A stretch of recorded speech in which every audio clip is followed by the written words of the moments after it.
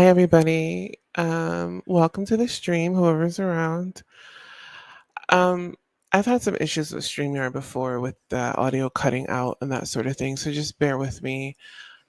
Just wanted to come on for a quick chat and to introduce this new Facebook group that I wanted to create. And the reason I wanted to create it was because um, I planned on doing a video talking about or a live talking about what it's like to be a reader and how some of these cases have affected me. And in that, I wanted to provide some sort of a solution.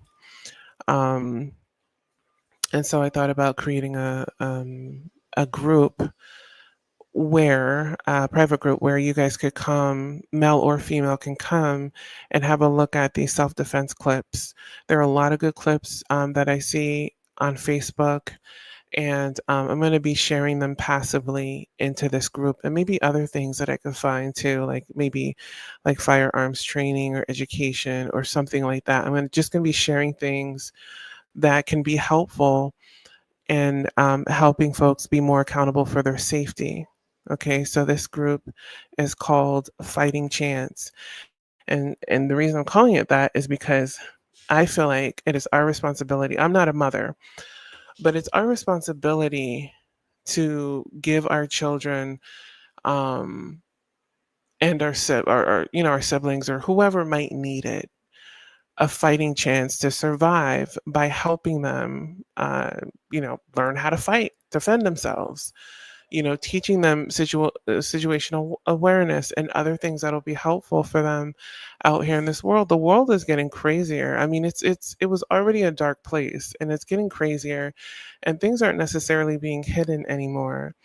Um, and our younger people, they don't know. They don't need to know how dark this world is, but they do need to know how to defend themselves in the situations that they could possibly come across. So that's why it was so important for me to do something. I mean, I find myself getting so frustrated with some of these readings because I find that people are still putting themselves in predicaments that are causing them or that contribute to their disappearance or them being harmed. And we have to be accountable for our personal safety. We're not going to be able to control everything or everybody or every scenario, but give yourself a fighting chance.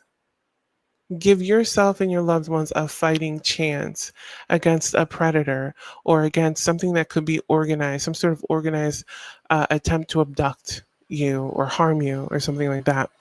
So since I'm on this live already, and again, hopefully I can get through this without the audio getting a little crazy on me. So I guess I'll, just mention a couple other things. I kind of wanted to do a video at length discussing what it's like to be a reader. And so first, I guess I'll say, sometimes I think in some of the readings I may have come off a bit tone deaf or maybe a little disrespectful, which is it's never the intention. I just get frustrated that still today, with everything that we know to be happening, things that are well publicized, that people are still being irresponsible and causing their family and children and others a great deal of distress and harm due to their recklessness that likely results in their death or their disappearance. And so there does tend to be some frustration, but I try not to let that show.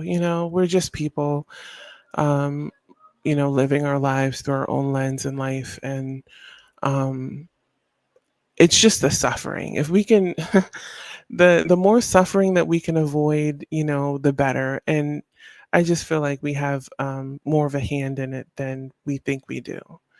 So what it's been like reading, kind of slowed down reading recently because I had moved, right? I've been doing like some physical moving, and it's been a bit draining, not to mention like what's been going on outside in life, you know what I mean? Um, I'm very much empathic. I'm very much a sensitive. And so things externally or in my personal life affecting me can like cause a great deal of fatigue. These readings have gotten really, really draining, really, really draining, like never before. Part of that, I think, is because a lot of the readings, I mean, a lot of it is the same, and it's understanding the true fundamental nature of humanity. When you do these readings and you see what's going on, you learn very quickly what most of humanity is comprised of. There's a lot of violence. It's like this bloodthirst, this violence, this vileness. Whenever I hear of like somebody that's missing or something, I can tell you without even doing a reading what happened because it's so typical. I can tell you the age frame of the perpetrator. I can tell you, I can profile a person without even looking or even like scouring my senses to see if I pick up anything psychically.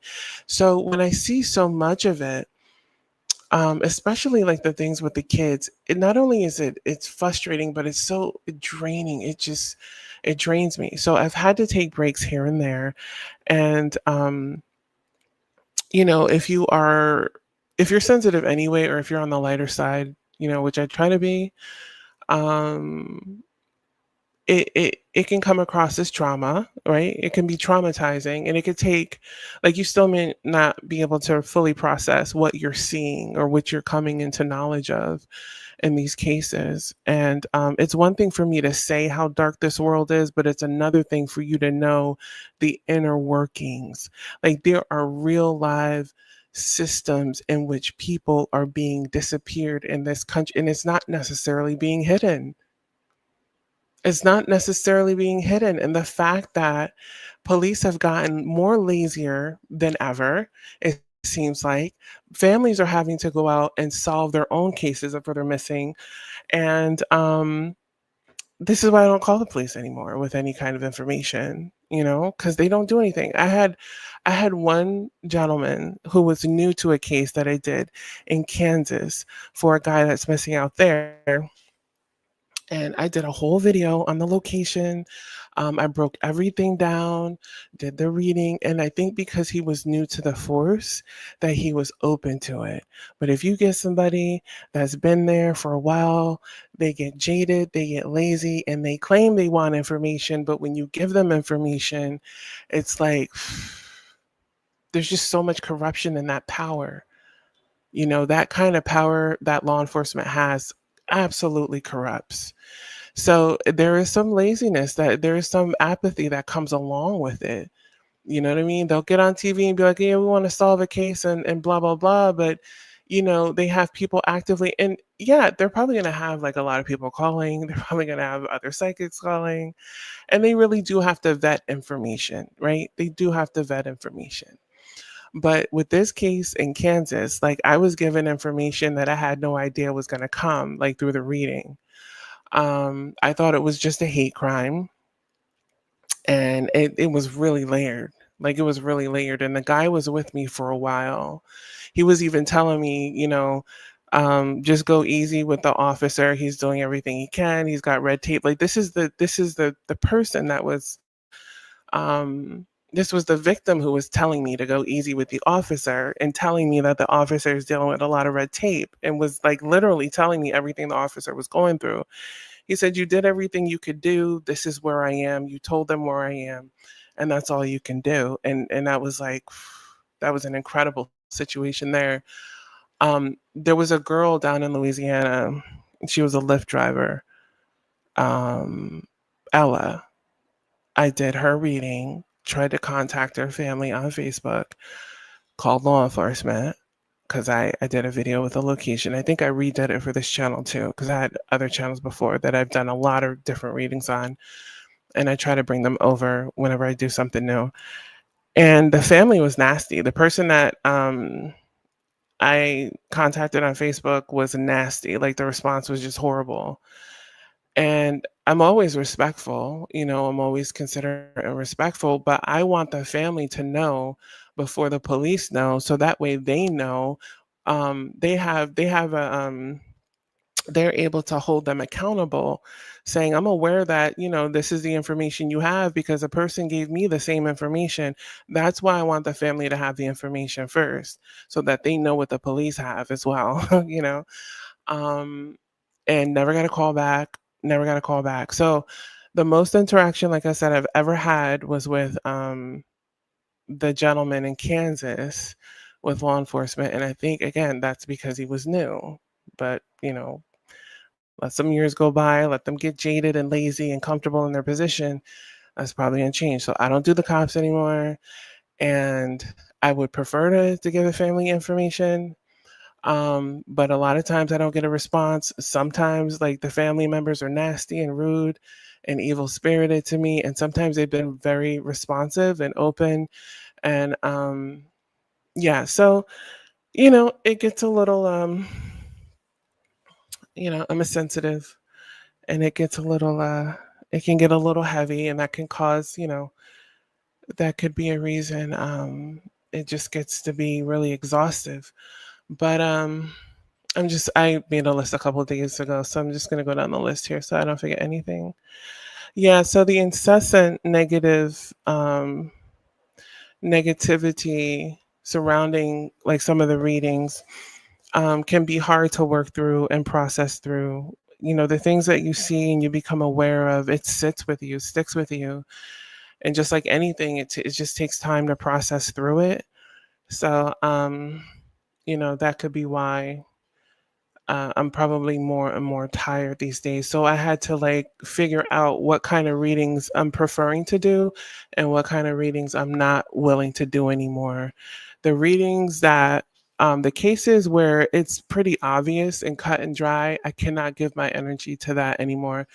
My energy is precious, and if I'm getting this fatigued from some of these typical cases that are just obvious, then I'm not going to put my energy there. I'd rather be working with more complex cases, more bizarre and complex cases where people are really left, like, you know, dumbfounded on the situation. I'd rather get in and work with those.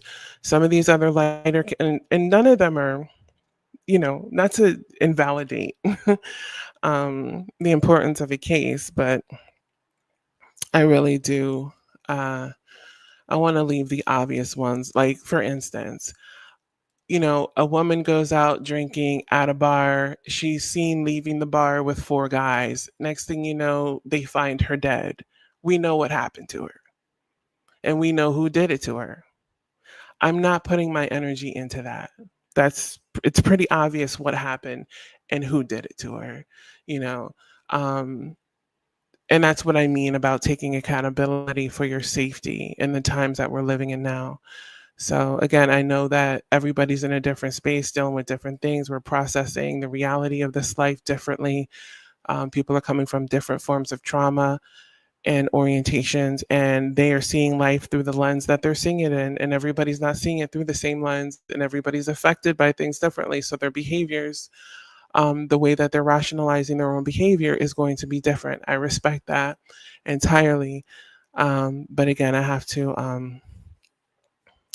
to be responsible in how I'm delving out and using my energy, because again, these are free readings, and as I get older, this stuff gets draining and gets heavier. No one is, offering to send me donations. Nobody's saying thank you. Most people aren't even liking the videos, let alone watching them. So I have to, like, reframe how I'm choosing to do this on a public platform, um, just randomly. So I talked about the vileness, the violence, and the bloodthirst and the predatory behaviors that seem to make up humanity.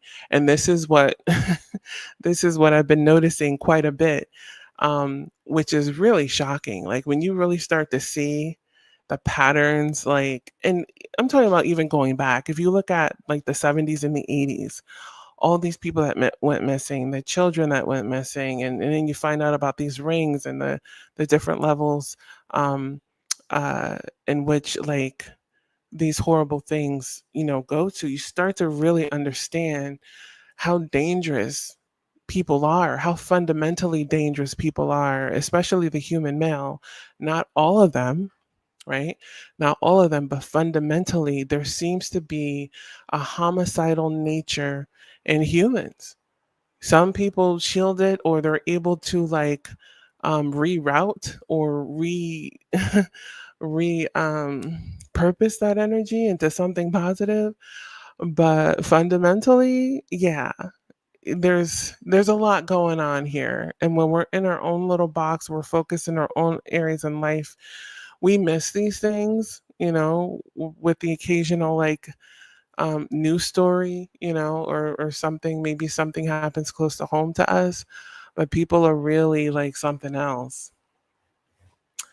I talked about the accountability situation, which is why I created the group. It's a private group. So if you guys are interested in seeing clips that I'll be posting randomly, and a friend of mine will be posting randomly, go ahead and go over and just have a look. These are really short clips that show you like really like basic stuff, basic but effective moves to help defend yourself from, somebody grabbing you by the neck, the arm, the hair, getting out of a headlock and all of these things. These are all useful. These will all be, very useful, um, you know, um, tactics, or skills, useful skills to defend yourself or to get out of funky situations.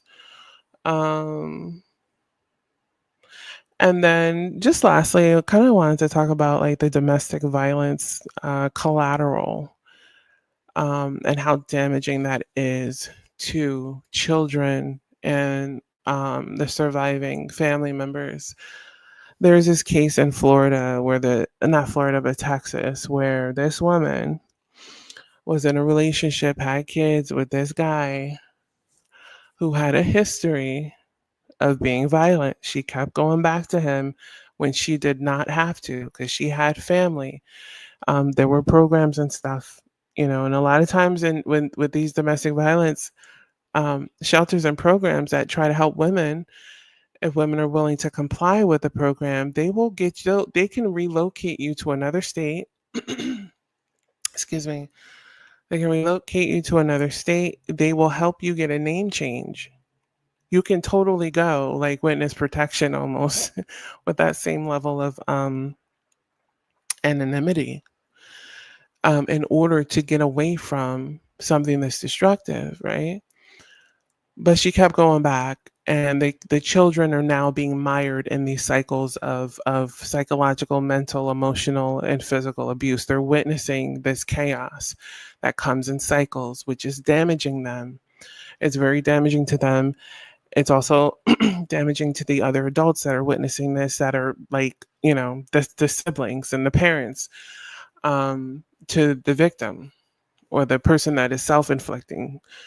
Um, and the chaos it's causing with them, it's stressing them out. Like there's all this imbalance that's coming from you being in this relationship that you shouldn't be in.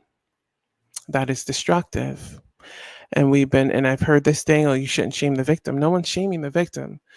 The reality is you have a responsibility to your children and to yourself. So what happened was that she went back to this guy. Ultimately, he killed her. He disappeared her, and they have evidence that he did. He was arrested, but then like he was out on bond, right? He's out on bond. He's still out. And the family is left to pick up the pieces, to fight the battle. The family is the one that is locked in this battle. Stress, depression, like cycles of toxic, depressive, all this negative emotion behind you being in a relationship you shouldn't have been in. A relationship that you could have left, that people were willing to support you in leaving. So, I have a very unpopular opinion in this area, but as mothers, as women, we've got to be accountable for the damage we're doing to our children. If you can't leave him for yourself, you've got to do it for your kids. Your kids are watching this. You are their only mother. See, the guy that's abusing you has a mother. He's got a mother. And he's probably not going to let nobody abuse his mother. But those kids, you're their mother. And you're allowing yourself to be violated with their knowledge. And they can't protect you. You're supposed to be protecting them. So just, if you're in this situation, just understand that you're the only mother they have, you know. And so when she was killed or disappeared, whatever it was, they know she's no longer living, and they know that it's likely at the hands of him because again, he was arrested. Um, just think of like what this does to the surviving members of the family. The people that are going back and forth with the cops, the district attorney going back, this is a mess that's completely unnecessary. And not to mention that, but the children don't have their mothers. This happens so much when it shouldn't be happening at all.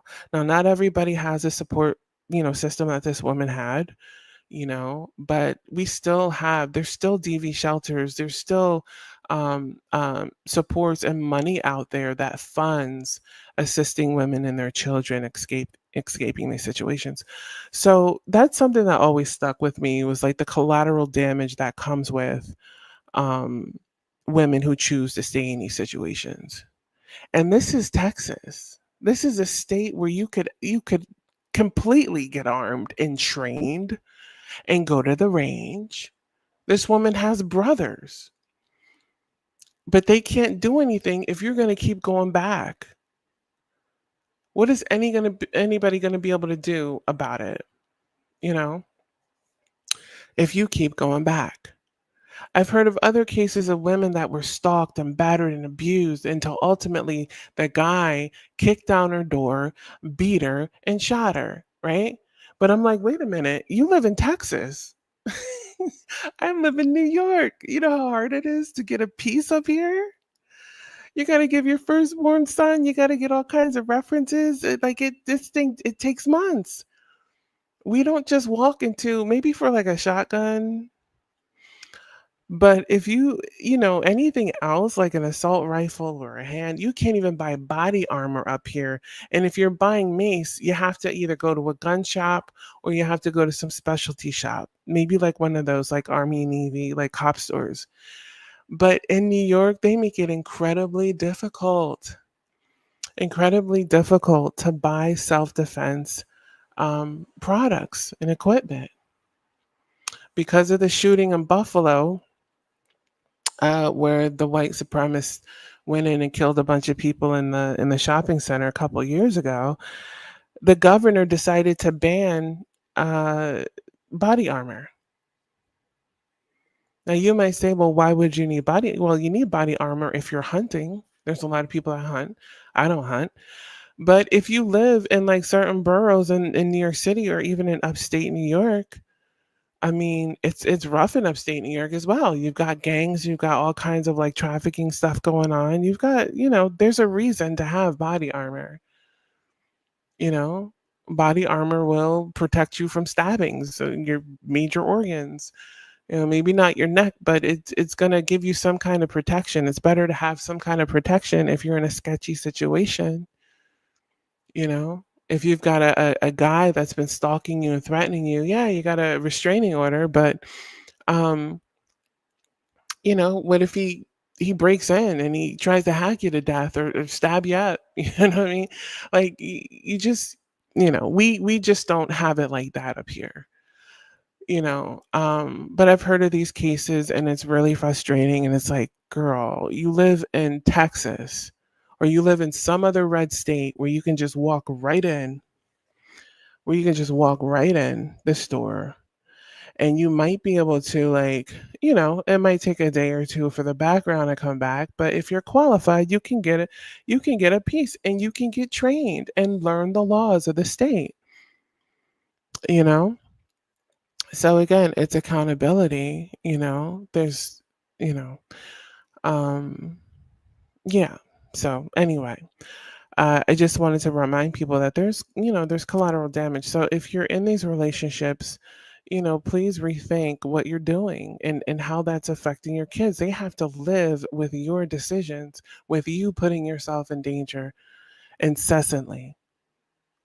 That is now their baggage to carry. They have to live with the fact that their mother was murdered by somebody she should have been cut ties with, or she should have protected herself. It's one thing if she went through the training and and maybe it doesn't need to be a gun. Maybe she's nice with a knife. You know what I mean? Maybe she's nice with her hands.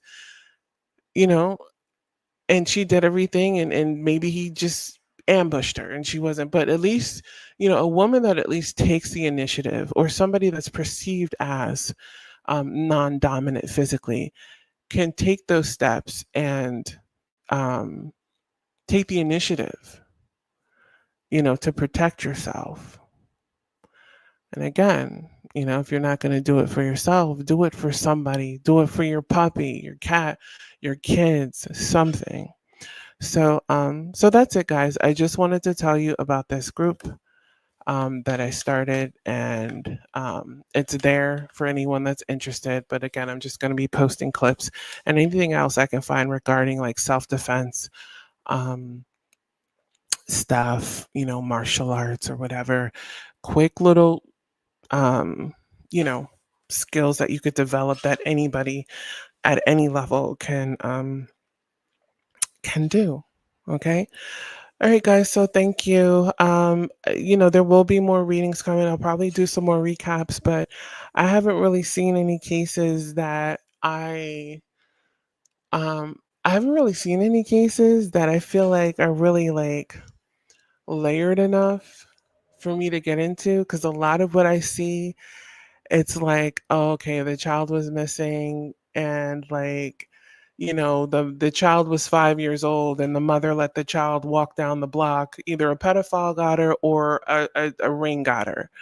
And let me tell you right quick before I go, the other thing, like, I kind of have an issue with is like, see, I take this seriously. I don't do this for entertainment. I don't do this for y'all to tune in and just be like, oh, it's just another video. Let me just check this out. I do this because I really do want to bring clarity and help, um, you know, bring information forth that could be helpful. You know what I mean? Um, but if I'm going through this and folks are not following up, folks are not creating like media presence, the family should be on social media, keeping the victim's name alive. If they're not doing that, then why am I putting my energy into this?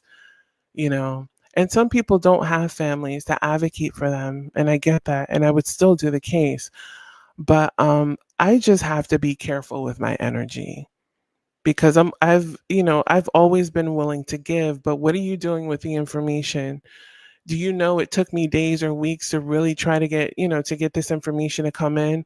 Sometimes it takes that long for information to come through, and it's not necessarily up to me. Sometimes it's a spirit. Sometimes it's instantaneously, sometimes it's not. And it takes time, and it could take a lot of energy getting through depending on the spirit. So what are you doing with the information? Are you just sitting on it? Are you just like, what are you doing with it? Shout out to those families that, had the fire under their feet and they went out there, they investigated, they did what they had to do. You know what I mean? Shout out to those people that are proactive. But, um, if you want me to look at your case and it's like one of these, like run of the mill, it looks like, it was either, something that's pretty typical of what's happening now, I'll do it. But those are considered to be paid readings from here on out, because I'm just, it's turning out to be a waste of energy when nothing is really being done with the information. So, yeah, that's pretty much what it is. I'm just reframing the way I'm approaching doing these readings. But, they'll be coming. I find something, they'll be coming, and I'll probably be recapping some other readings that were already done that I just want to put on this channel for you guys. All right, so thanks for tuning in, guys, and we'll see you in the next video. Please like the video and share it, or whatever you need to do, and come on over to the group if you, again, want to see those clips.